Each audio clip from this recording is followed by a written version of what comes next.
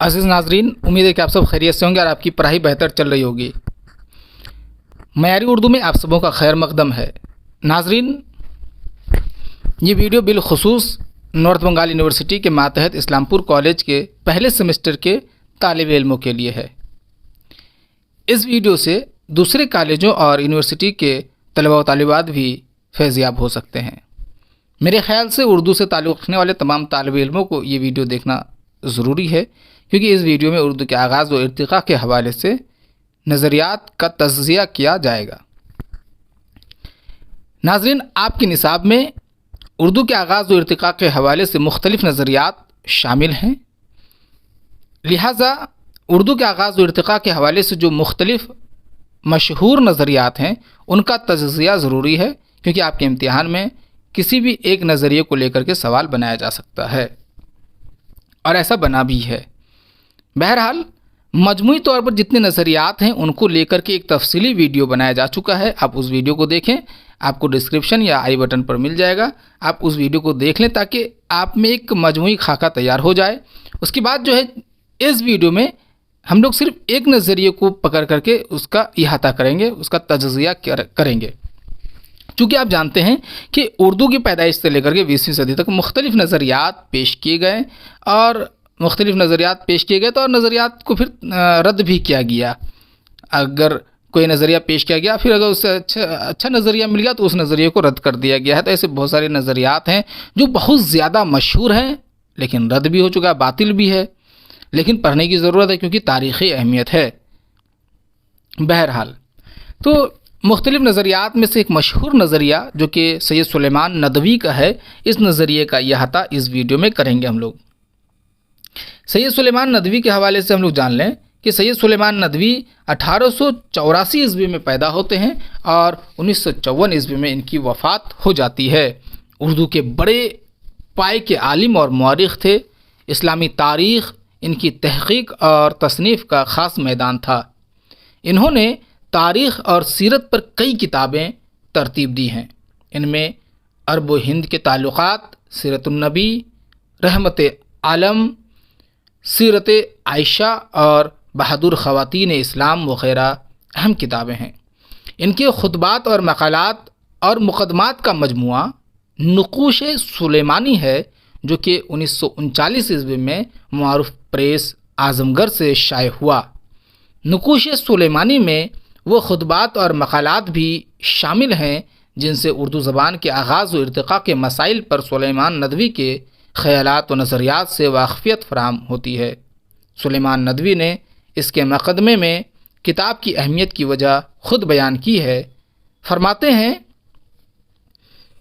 ये पहली किताब है जिसमें सबसे पहले उर्दू के मौलिद कहते हैं जाए पैदाइश को, जहाँ पैदा हो कोई चीज़, जगह को जाए पैदाइश, मौलिद के तय्युन व तशख़ीस के बाब में सिंध और मुल्तान की निशानदही की गई और ये इशारात सबसे पहले 1915 ईस्वी के इजलास उर्दू के खुतबा सदारत में किए गए।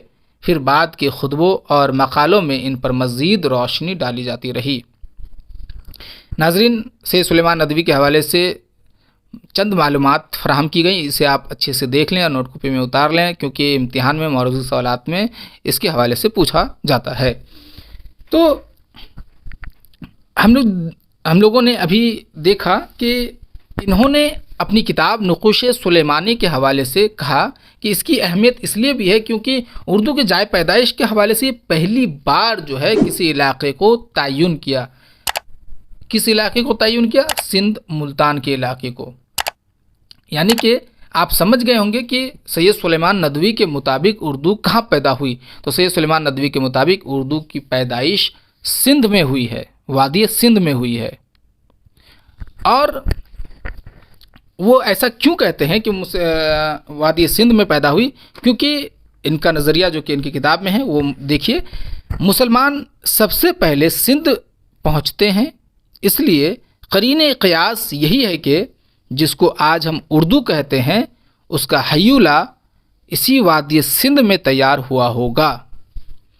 तो इस इक़्तिबास से ये ज़ाहिर होता है कि इसके मुताबिक जो है उर्दू की पैदाइश वादी सिंध में हुई है। तो अब تو یہ سمجھ گئے کہ اس کے مطابق جگہ کا تعین، انہوں نے جگہ کا تعین کر دیا کہ جگہ جو ہے سندھ ہے۔ اس کے علاوہ ایک اور بھی چیز سمجھیے کہ ان کے مطابق اردو جو ہے ایک مخلوط زبان ہے۔ اردو کی پیدائش کہاں ہوئی ہے تو بتا دیے، اردو کیسی زبان ہے تو مخلوط زبان ہے، کس طرح پیدا ہوئی ہے نا، کیسے پیدا ہوئی تو اردو مخلوط زبان ہے۔ تو یہ ایک جگہ فرماتے ہیں کہ ایک ایسا ملک جو مختلف نسلوں، مختلف قوموں، مختلف زبانوں کا مجموعہ تھا، ناگزیر ہے کہ وہاں باہمی میل جول کے بعد ایک زبان پیدا ہو، وہ پیدا ہوئی اور اسی کا نام اردو ہے۔ یعنی کہ ان کے مطابق اردو جو ہے میل جول سے پیدا ہوئی، کیونکہ جب ہاں یہ ہے کہ انہوں نے جو پیدا ہونے کا جو ذکر کیا ہے وہ 12ویں صدی میں کیا ہے۔ تو یعنی کہ جب عرب کے جو مسلمان فاتحین تھے اور دیگر علاقوں کے جو فاتحین تھے، مسلمان فاتحین جو کہ ہندوستان پر آئے اور یہاں پر حکمرانی بھی کی، تو ان لوگوں کی زبان تو عربی تھی، بعض کی فارسی، تو عربی، فارسی اور ہندوستان کی مختلف زبانوں کے میل جول کے نتیجے میں ایک مخلوط زبان پیدا ہوئی، اسے اردو کا نام دیا گیا۔ اور یہ نظریہ جو ہے کہ اردو ایک مخلوط زبان ہے، یہ بہت مشہور ہے اور بہت زیادہ غلط بھی ہے۔ اس بات کو آپ اپنے ذہن میں رکھ لیں۔ میں یہاں پہ وضاحت کر دوں کہ اردو ایک مخلوط زبان نہیں ہے۔ اردو عربی اور فارسی اور مختلف زبانوں کے ملنے سے پیدا نہیں ہوئی ہے۔ اردو کی ایک اپنی تاریخ ہے، لسانی تاریخ ہے اسے اردو کے پیچھے۔ تو اس بات کو آپ اپنے ذہن میں رکھیں۔ اگلے ویڈیوز میں اس پر اور بھی زیادہ، جب اس ویڈیو مطلب اس ٹاپک کو ویڈیو بنایا جائے گا کہ اردو کا نظریہ کہ اردو ایک مخلوط زبان ہے، اس پر تفصیلی گفتگو کی جائے گی۔ لیکن میں یہاں پہ اشارتاً کہہ دے رہا ہوں کہ اردو ایک مخلوط زبان نہیں ہے، کیونکہ ایک لسانیات کا اصول ہے کہ دو زبانوں کے ملانے سے تیسری زبان پیدا نہیں ہو سکتی، ممکن ہی نہیں ہے۔ تو اس بات کو اپنے ذہن میں رکھیں۔ تو ان کے مطابق اردو ایک مخلوط زبان ہے، جو کہ غلط ہے، اس کو رد کر دیا گیا ہے۔ اور اردو سندھ میں پیدا ہوئی ہے، اسے بھی رد کر دیا گیا ہے۔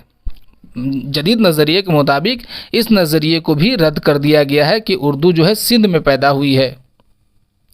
مسعود حسین خان کہتے ہیں، مسعود حسین خان ماہر لسانیات ہیں، وہ سید سلیمان ندوی کے نظریے کے مطابق کہتے ہیں، اس کے نظریے پہ کہتے ہیں کہ سید سلیمان ندوی نے اردو کے پہلے ہیولے کے سندھ میں بننے کا ذکر کیا ہے، وہ کسی طرح صحیح نہیں ہے۔ اس لیے عربی فارسی الفاظ کا ہندوستان کی کسی زبان میں داخلہ اردو زبان کی تشکیل کی ضمانت نہیں کرتا۔ سندھی ہند آریائی ہوتے ہوئے بھی اردو یا ہندی سے مختلف ہے۔ قدیم سندھی میں عربی الفاظ کے داخلے سے جدید سندھی وجود میں آئی، نہ کہ اردو۔ اس جدید سندھی اور اردو کے درمیان اشتراک صرف عربی رسم الخط، اسما اور روایات شعر کا ہے۔ تو دیکھ رہے ہیں کہ مسعود حسین خان نے اس نظریے کی تردید کی ہے، اس نظریے کو باطل قرار دیا ہے۔ دونوں ہی چیزیں جو کہ مخلوط اور سندھ میں پیدا ہونے کے حوالے سے دونوں ہی غلط ہے۔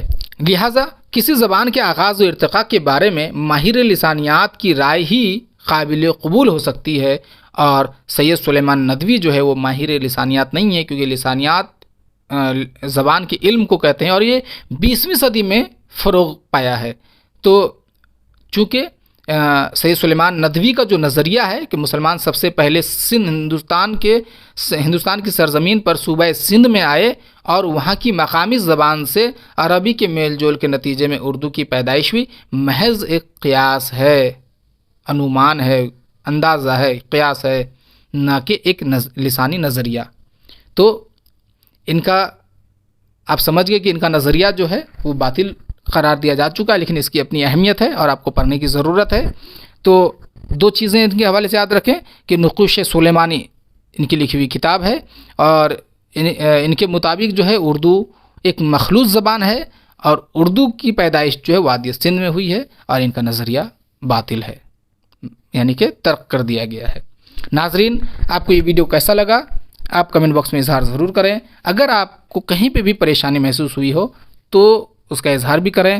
اگر تمام چیزوں کو پیش کرنے میں، آپ تک پہنچانے میں اگر خیالات میں کہیں گنجلک پیدا ہو گئی ہو تو کمنٹ باکس میں لکھیں، انشاءاللہ اسے بھی وضاحت کے ساتھ پیش کیا جائے گا۔ اگر آپ کو یہ ویڈیو پسند آیا تو ویڈیو کو لائک کریں، چینل کو سبسکرائب کر لیں، اور اس ویڈیو کو اپنے دوست و احباب تک شیئر ضرور کر دیں تاکہ وہ بھی اس ویڈیو سے فیض یاب ہو سکے۔ انشاءاللہ بہت جلد جو ہے دوسرے نظریے پر بھی ویڈیو بنایا جائے گا تاکہ آپ جو ہے اپنے نصاب کو کمپلیٹ کر سکیں۔